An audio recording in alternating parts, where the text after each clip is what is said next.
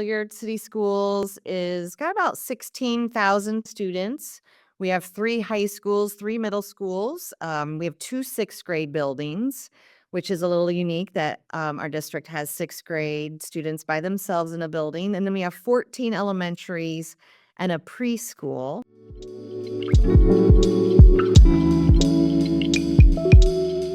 Then our immediate plan was looking at our paraprofessional staff or our classified staff and looking at the alternative license process. I did not know any of the alternative license process before I was in this role.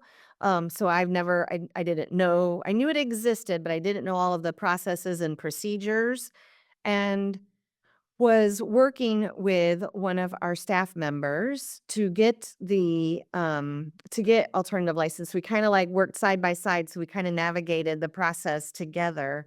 And that was huge learning for me, but also got to see that it was very doable, and I was able to encourage other paraprofessionals that might want to do this. Like, hey, now I know the steps now. Okay, if you do this and you do this next step and do this next step.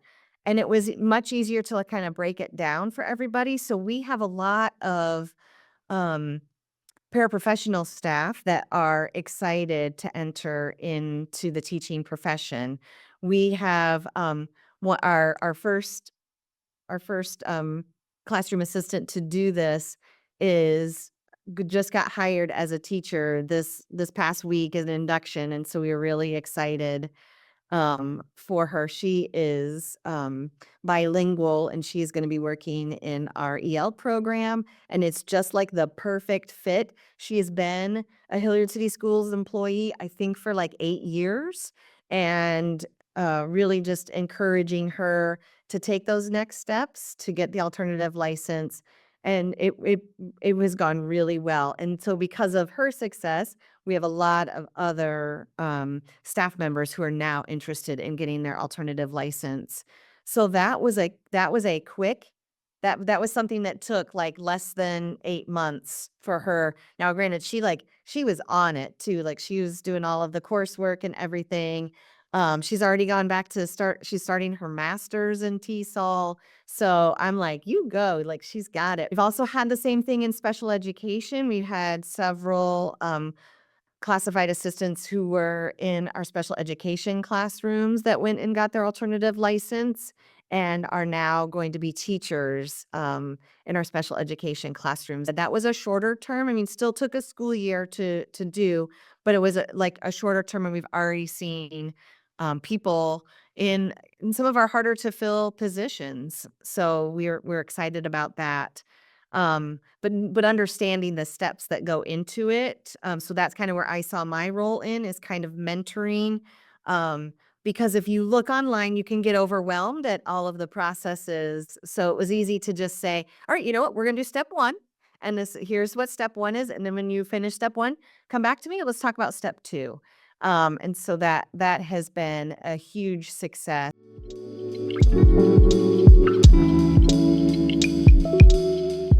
We put it out to our entire staff, like it went in our staff update, and it was anybody that is interested in getting their alternative license, please let the HR department know.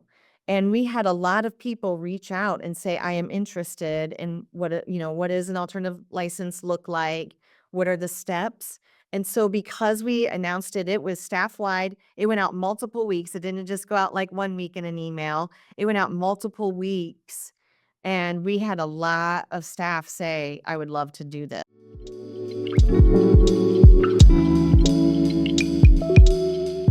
To hear the students talk about, because their teacher speaks Spanish and is from Colombia, how she can relate and really give a mirror to our students. And that has been really cool to see the relationships built there.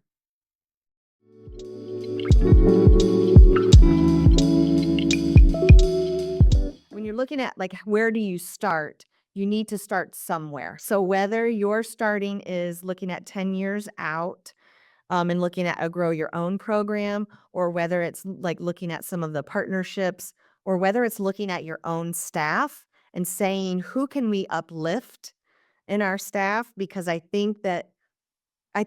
we have so many staff members that have such great experiences in our buildings already, whether they have in whatever capacity that they have been serving in. What can we do to elevate and uplift some voices that might be missing in our school districts?